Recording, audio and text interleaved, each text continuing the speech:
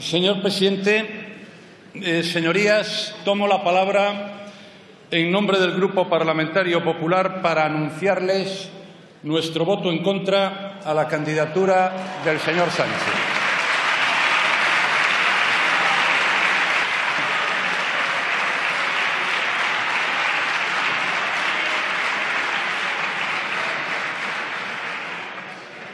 La razón más obvia, aunque no la única ni la más importante, es que se trata de una candidatura ficticia, irreal. El señor candidato, en lugar de intentar articular en serio una mayoría suficiente, que es lo que se supone debe hacer un candidato, ha preferido no hacerlo por razones que nada tienen que ver con el Gobierno de España o los intereses de los españoles, sino exclusivamente con los planes particulares del señor candidato. En otras palabras, ha venido usted, mejor dicho, vino usted ayer, sin que nadie le hiciera sombra, a presentar una candidatura para formar gobierno cuando en realidad no ha movido un dedo para formarlo. A lo mejor usted pretende...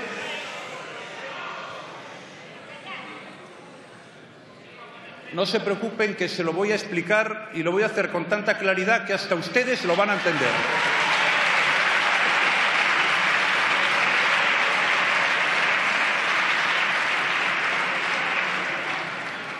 No ha movido efectivamente usted un dedo para formar gobierno y a lo mejor usted pretende que alguien se lo regale hoy.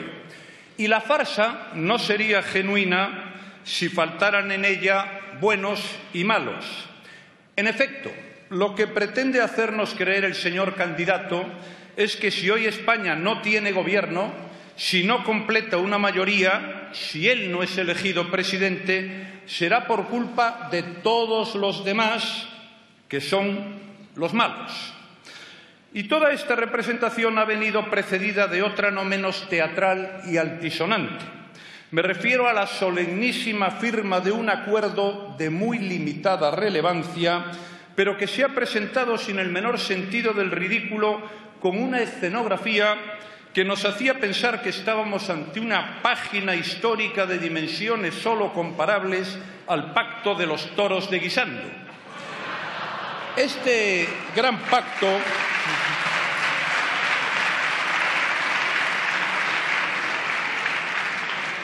señorías, este gran paso histórico que sin duda los niños estudiarán en las escuelas con el compromiso de Caspe y los pactos de la Moncloa, nos ha hecho revivir aquellos felices días de la conjunción interplanetaria que nos anunció una entusiasta señora ministra a cuenta de que en el planeta Tierra iban a coincidir la presidencia americana del señor Obama con la presidencia de turno de la Unión Europea del señor Zapatero. España entera quedó estupefacta.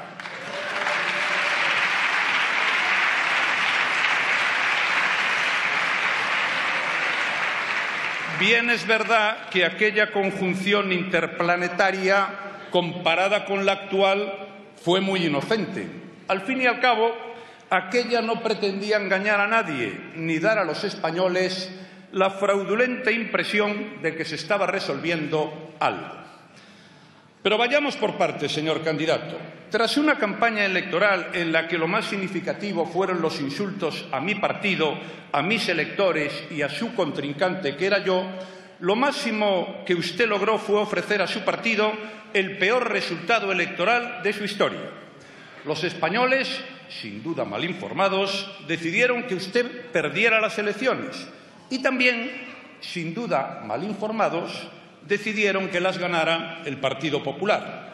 Y aquí comienza todo, en la necesidad que usted experimenta ante tamaña descalificación personal de rectificar los errores de los españoles, retorciendo a su conveniencia los resultados electorales. Casi logra hacernos creer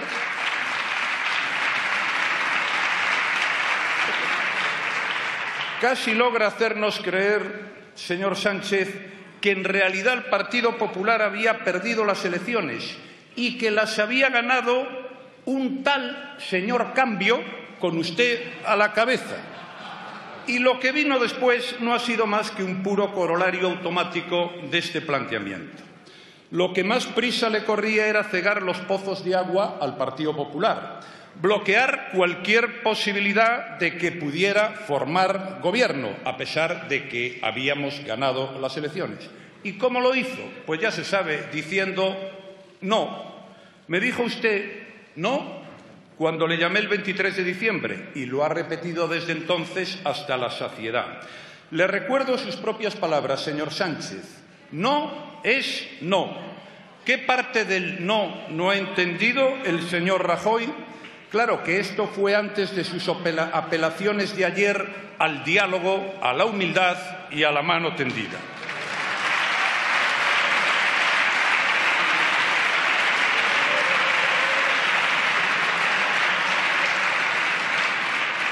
Señor Sánchez, lo que acabo de recordarle es el ejemplo más singular de cerrazón que ha conocido la política española.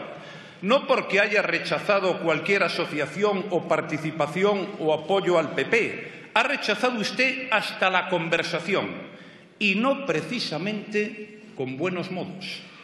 Al contrario, ha puesto deliberadamente sobre la mesa toda clase de menosprecios para justificar su injustificable rechazo de un acuerdo que era razonable, pero que tronchaba sus expectativas personales. ¿Y qué pasó entonces? Pues pasó que descubrió usted Portugal. Y en Portugal la fórmula milagrosa para desplazar al Partido Popular. Reconózcame que aquel señuelo le deslumbró como un espejismo. Supongo que usted se dijo, si otros perdedores lo han conseguido, ¿por qué no yo? Y el 7 de enero viajó a Lisboa para aprender cómo se retuerce un resultado electoral en beneficio propio. Desde allí mismo nos anunció la gran coalición de fuerzas progresistas, así, con mayúsculas, esa que pensaba formar, y aprovechó para añadir otro rechazo y otra condena al Partido Popular, que, según usted, era el principal derrotado en las pasadas elecciones. Y desde entonces estuvo ofreciendo a los españoles un gobierno de progreso formado necesariamente con Podemos y con sus confluencias, que así se llaman, como la gran esperanza para España, el inicio de una nueva era triunfal que vendría de la mano de su señoría. Y así marchaban las cosas hasta que sus socios de progreso comenzaron a exponer sus exigencias. Bueno, visto que no podía atenderlas, visto que se alborotaban las aguas en su partido, decidió abandonar el sueño portugués y cambiar de rumbo. Y entonces comenzó la comedia que diseñó para asegurarse la supervivencia. Lo natural, incluso lo honesto, hubiera sido que usted comunicara al rey eso tan sencillo de «lo he intentado, pero no ha sido posible». No lo hizo porque no le convenía reconocerlo para no perder el control de la situación. Cuando fue consciente de que no podía formar el gobierno que en realidad quería, decidió apostar por las elecciones y reforzar su posición, dando largas a los españoles para no dejarles margen de maniobra. Y así comienza el vodevil de la negociación a dos bandas, que nos ha tenido entretenidos como una comedia de enredo en un escenario con dos puertas por las que unos entran, otros salen y otros se escabullen. Eso sí, con muchas fotos y con muchas ruedas de prensa. Un buen ejemplo puede ser lo que vimos la tarde del lunes de la semana pasada. Reunión de las comisiones negociadoras de Podemos, Unidad Popular y Compromís con los representantes del Partido Socialista. 23 personas, redobles de tambores y gran expectación, porque se trataba del primer encuentro en serio, decían unos y otros. Pero a la vez, en el mismo edificio, el Congreso de los Diputados, representantes socialistas y de Ciudadanos tenían una reunión más discreta, eso sí, y al mismo tiempo, y en idéntico lugar, por si lo anterior no fuera suficiente, el señor Sánchez y el señor Rivera aparentan que se reúnen en secreto, pero con el descuido suficiente para que los capten los fotógrafos y las cámaras de televisión.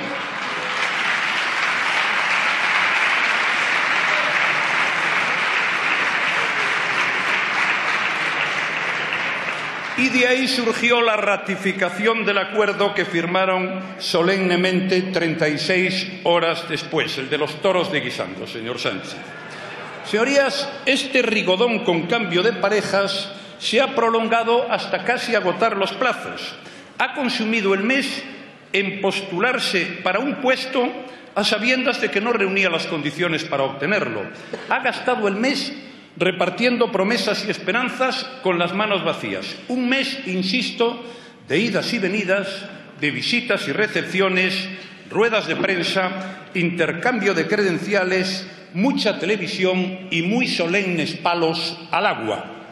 Finalmente, pero no por último, para salvar las apariencias, cierra un acuerdo repentino con quien menos le complica la vida. He dicho no por último, porque súbitamente y para sorpresa de socio y de extraños, este mismo lunes decide usted sabotearse a sí mismo y organiza una subasta de última hora prometiendo un sinfín de prebendas para ver si algún despistado se aviene a ampliar el número de sus magros apoyos, pero eso no funcionó por lo que hemos sabido. En suma, señor Sánchez, viene aquí sin gobierno, sin apoyos, esperando que lo demás le arregle lo que usted no ha querido arreglar, porque su señoría estaba pensando en algo que le importa mucho más, su propia supervivencia.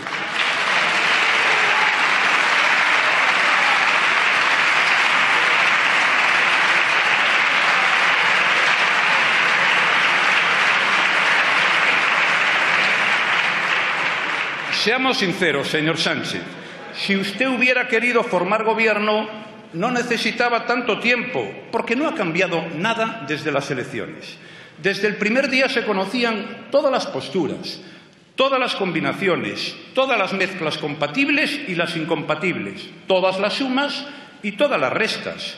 Yo, como usted sabe, no necesité un mes. Nadie lo necesitaba.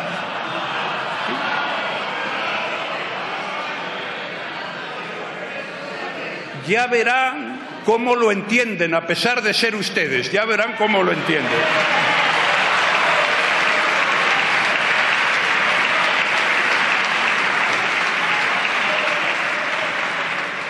Estuve con usted, señor Sánchez, el 23 de diciembre.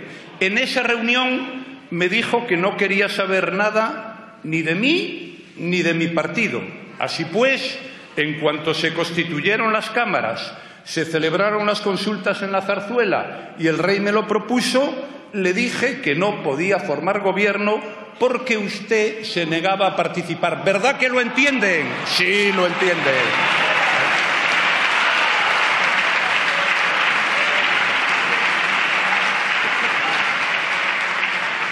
No me hizo falta un mes para comprobarlo. Le dije al rey que ya estaba claro que yo no podía porque usted no quería. ¿Ven cómo lo entienden? Señorías, no engañé a nadie, señor Sánchez, no engañé a nadie, ni al rey, ni a esta Cámara, ni al conjunto de los españoles, a nadie.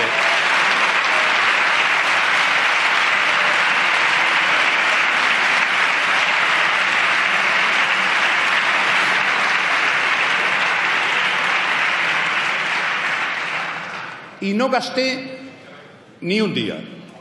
Tampoco usted necesitaba tomarse un mes para lo que nos ha traído. ¿Verdad que tengo razón? ¿Necesitaba tomarse un mes para lo que nos ha traído? No. Todo lo que precisaba saber para su gobierno a la portuguesa eran 4 cosas. Si podía cerrar un acuerdo con el grupo de Podemos, que era su socio indispensable. Si los grupos nacionalistas aceptarían la abstención para guardar las formas. Si podía pagar el precio que exigieran todos los participantes en esa Torre de Babel y si para evitar alarmas ese precio y esas hipotecas se podían colar en silencio durante la investidura. Solo 4 cosas, señoría, que se podían averiguar, incluso usted, en un santiamén. De hecho, todos sabíamos, supongo que usted también, que no podía cerrar un trato con Podemos, que no todos los nacionalistas aceptarían la abstención, que no podían pagar el precio que exigían y, por último, que no podría colarlo de Matute en este debate. En una semana lo supo, Lo que ocurre es que también supo que necesitaba disimular, agotar los plazos e iniciar en solitario la campaña electoral porque estaba en juego su propia supervivencia política.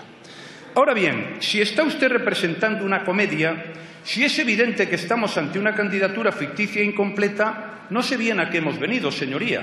Estamos aquí, según indica la Constitución en su artículo 99.2, para conceder o negar la confianza al programa político del Gobierno que el señor candidato pretende formar. Y esto implica varias cosas. La primera, que el candidato cuente ya con los apoyos suficientes para sacar adelante esta votación de confianza y, por tanto, que esté en condiciones no solo de ser elegido presidente del Gobierno, sino de gobernar. Pues bien, señoría, no es esto lo que se propone. Tras escuchar ayer en sesión especial exclusiva el discurso del señor candidato, no sabemos cómo se articula su mayoría parlamentaria, ni con quién piensa gobernar, ni mucho menos sostenerse en el Gobierno. Si esto es así, señoría, repito, ¿qué es lo que estamos haciendo aquí? ¿Hemos venido a ratificar una mayoría o a incubarla? ¿A votar un proyecto de Gobierno o, como su señoría nos ha explicado ayer, a ver si sale? Bien se ve que estamos en un nuevo escenario, pero seguimos en la misma comedia. ¿Qué ocurriría si alguno de los otros grupos de la Cámara se animara ahora a aceptar su oferta? ¿Cuáles serían los cambios que se introducirían en ese proyecto provisional que nos ha leído y que usted debería ultimar sobre la marcha? No quiero parecer crítico, pero tengo que expresar mi sorpresa porque se nos solicite un voto para un ente de ficción, que es lo que nos trae aquí el señor Sánchez. En fin, señoría, no lo tome a mal, pero nos ha entretenido durante un mes para nada.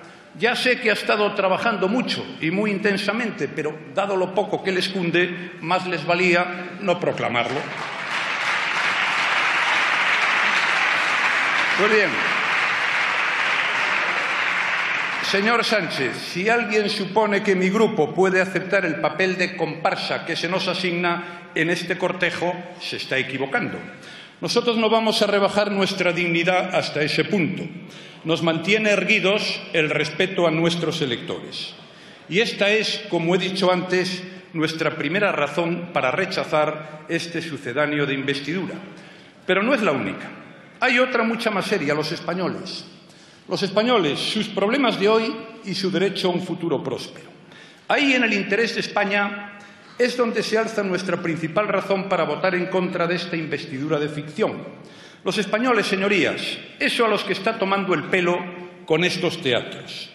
Los españoles, hablo de todos, claro, en el Partido Popular siempre hablamos de todos. No usamos cordones sanitarios, no dividimos a la gente, ni hemos venido nunca a esta Cámara a pedir el apoyo con el único argumento de que otro no gobierne, porque detestamos el sectarismo.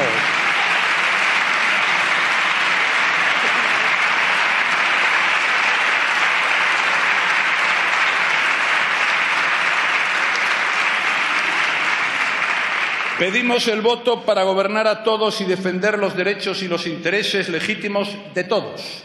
Voten a quien voten, porque así lo exige la convivencia y a nosotros nos importa la convivencia. Y es esa defensa de todos los españoles la que me impide secundar los propósitos de su señoría.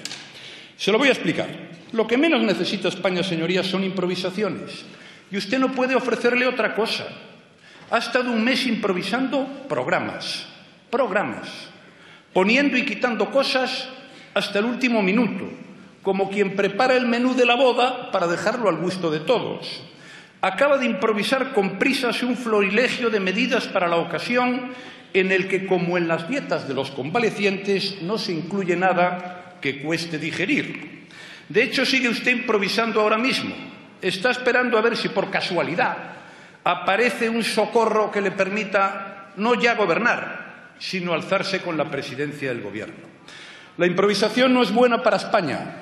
España se merece algo más que un gobierno que improvise para salir del paso a cualquier precio, que no se pare a medir las consecuencias de sus actos y que disimule sus intenciones para que no se note que le importa más sobrevivir que gobernar. En segundo lugar, tras la improvisación, lo que menos necesita España es un gobierno que abandere la incertidumbre. Hoy en día, en que la economía española está en marcha, el empleo crece y el país sale adelante, la inestabilidad política que usted prolonga, junto a los desafíos que otros plantean a la unidad de la nación, están llenando de incertidumbre nuestro futuro político y, en consecuencia, el económico. Cuando nuestra primer finalidad debería ser sostener el ritmo de la recuperación, aprovechar las oportunidades que hemos sabido conquistar y fortalecer la confianza que todavía se nos otorga. Cuando deberíamos enviar un mensaje al mundo que dijera: España no hace experimentos, España no cambia de rumbo, España es fiable. Cuando habíamos logrado que no se volviera a hablar de España como problema y se nos elogiara como modelo, ¿qué ha conseguido usted en este tiempo, señoría? Que se vuelva a hablar de España, que parezca más inestable, que despierte inquietud su futuro, dado que en este momento cualquier extremismo económico, social, nacionalista parece posible. Supongo que estamos de acuerdo, señoría, en que con su actitud ha abierto de par en par una gran puerta a la desconfianza. Éramos un estímulo en Europa, pero nos ha colocado usted en una zona de sombra, con lo cual muchas decisiones económicas, inversiones, iniciativas empresariales, ofertas de empleo se vuelven recelosas y aguardan hasta ver qué pasa. Se nos reconocen grandes perspectivas de crecimiento, sí, pero todo el mundo sabe que están ligadas al rumbo actual de la economía española y que son incompatibles con cualquier clase de aventurerismo político. No son aventuras lo que necesita España, y no es usted el mejor situado para extinguir los recelos, porque ni los antecedentes de su partido ni los suyos personales le avalan. No viene usted solo, le acompaña un pasado. Estaba usted entre los que aplaudían ahí la política que nos arruinó. Para gustos están los colores.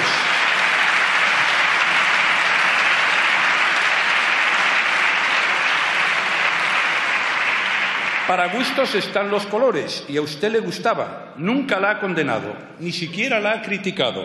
No la veía mal. No me obligue a comparar una vez más cómo quedó España con ustedes y cómo hemos logrado, a pesar de ustedes, pasar de la ruina a ser la primera nación europea entre las grandes, tanto en crecimiento económico como en creación de empleo. Señorías, el pasado no le avala. Ustedes se enfadan, pero es que los socialistas siempre siembran déficit y paro con la misma naturalidad con la que noviembre trae los catarros y la primavera las alergias. No pueden evitarlo. Lo cierto es que no lo evitan. Les deslumbra el brillo del pan para hoy y no se acuerdan nunca del hambre para mañana. Siembran el país de desempleo, eso sí, cargados de buena intención. Lo malo es que las buenas intenciones no alivian a quienes pierden su puesto de trabajo. Reconózcanme que con estos precedentes debemos ser cautos y no regalar la confianza como si dichos precedentes no existieran. Existen y les aseguro que dejan un regusto muy amargo. Si en estos 2 últimos años hemos sido capaces de crear en España más de 1 millón de empleos netos, en los 2 últimos años de su gobierno, el gobierno al que usted apoyaba, señor Sánchez, el empleo que se destruyó afectó a más de 1 millón de personas. Y si en estos 2 últimos años el paro se ha reducido en más de 1.100.000 personas, en idéntica cifra, pero al revés, se incrementó el paro con ustedes entre 2010 y 2011. Esa es su autoridad para hablar del empleo, la misma que tiene para hablar, como hizo ayer, del déficit público. Le recuerdo, señor Sánchez, ya que usted habló ayer de Europa, que siendo comisario del ramo el señor Almunia, Bruselas expedienta por primera vez a España por déficit excesivo en el año 2009, cuando gobernaban ustedes.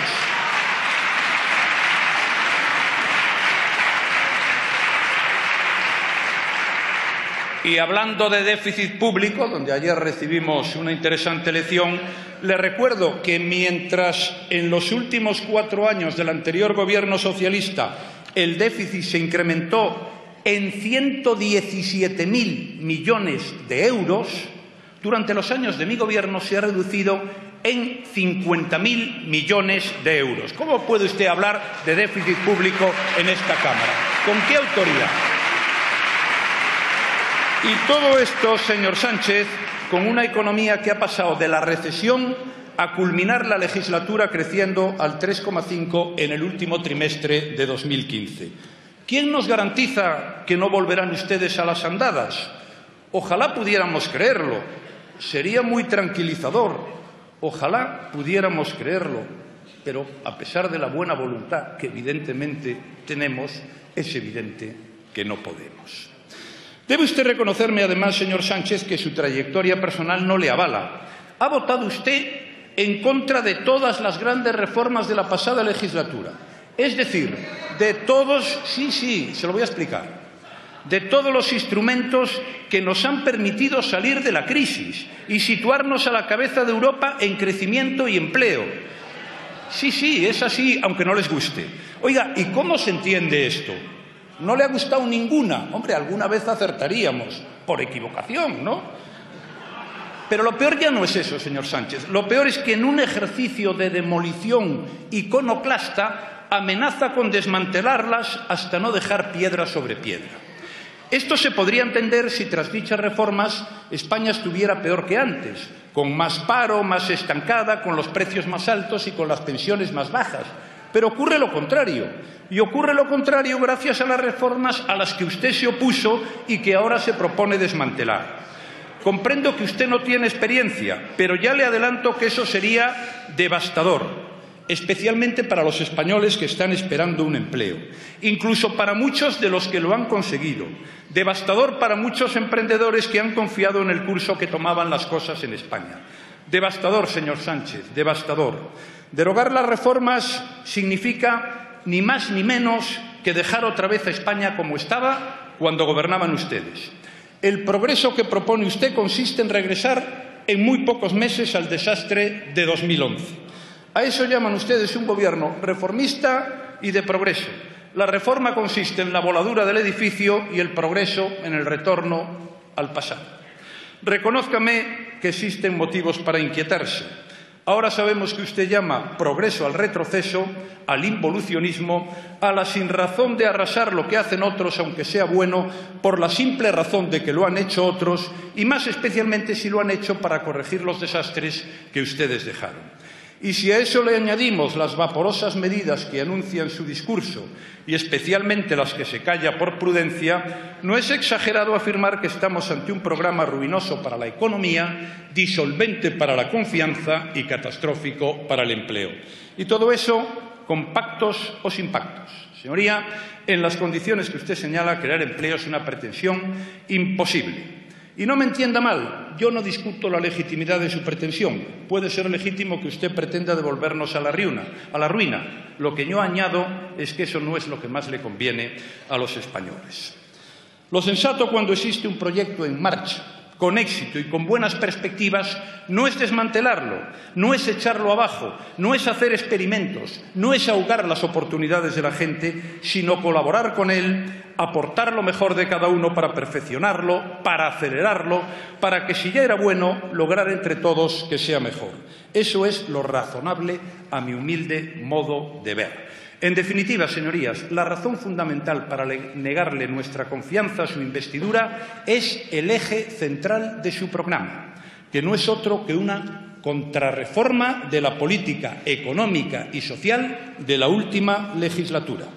Una política que ha hecho posible pasar de la destrucción de empleo a la creación de empleo, del incremento imparable del paro a su reducción, del descontrol de las cuentas públicas a la contención del déficit, de la caída de la actividad económica a su crecimiento. Señorías, voy terminando, pero antes, voy terminando. Permítame, antes de hacerlo, que le reclame un poco de claridad. Ya que han hecho un pacto, ¿por qué no se pone de acuerdo con su socio en lo que son y en lo que dicen? Oyéndoles, da la impresión de que ese pacto encierra ideas antagónicas. No me refiero al texto escrito, sino a las versiones que ustedes ofrecen. Porque son tantas las diferencias entre lo que dice usted y lo que dice su socio que empezamos a pensar que ninguno de los dos sabe exactamente lo que ha afirmado. O lo saben y pretenden engañarnos a todos los demás. Tampoco se sabe si ofrecen un gobierno de izquierdas o de derechas. No es que importe, porque yo no veo el mundo con esas gafas, pero sí que me importan sus contradicciones. Se lo voy a explicar y ya verán cómo me van a entender.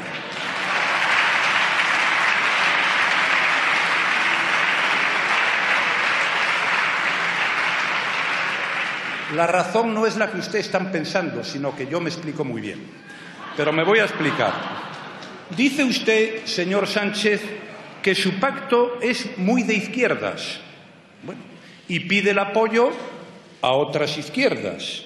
Mientras que su socio dice que está hecho al gusto del Partido Popular y reclama nuestro respaldo. Oiga, ¿qué es este curalo todo? ¿El bálsamo de Fierabras? Oiga, ¿y si unas izquierdas le hacen caso a unas izquierdas y yo o mi grupo sí le hace caso al señor Rivera? ¿Hacemos una coalición a 4? Esto no es serio, señor Sánchez. Esto forma parte del teatro que nos ha puesto en marcha a lo largo de estas fechas. Para gobernar, también van a entenderme, no basta con amontonar unas cuantas ideas que suenen bien, como quien adorna un escaparate o el árbol de Navidad.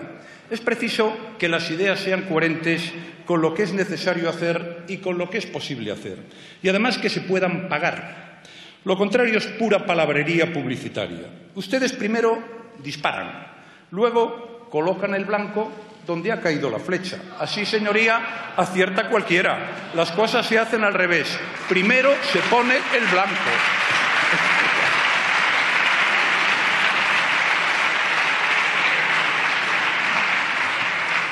En resumen, señorías, y con esto termino. No ha sido usted leal con los españoles, no lo ha sido. Les ha ocultado la verdad, se la ha ocultado. Les ha hecho esperar contra toda esperanza. Se ha tomado un mes de promoción personal en solitario. No tiene gobierno, carece de suficientes apoyos y nos expone un programa que no sabemos si considerar un simple trámite de la investidura, un intento de echar las redes para ver qué sale o un adelanto de su propio programa electoral. Si antes conservaba usted cierta capacidad para engañar a los ingenuos, la teatralidad del acto solemnísimo del intercambio de carpetas despeja las dudas. Es evidente, y así lo ha entendido todo el mundo, que su mensaje a la ciudadanía era: declaro solemnemente inaugurada la campaña electoral porque es lo que más me conviene. Señor Sánchez, el diccionario de la Real Academia define la palabra bluff como montaje propagandístico para crear un prestigio que posteriormente se revela falso. Me parece que está muy bien descrito. Por todo esto, señorías, mi grupo cumplirá con su deber votando en contra de lo que únicamente se puede calificar como amenaza para los intereses de los españoles. Muchas gracias.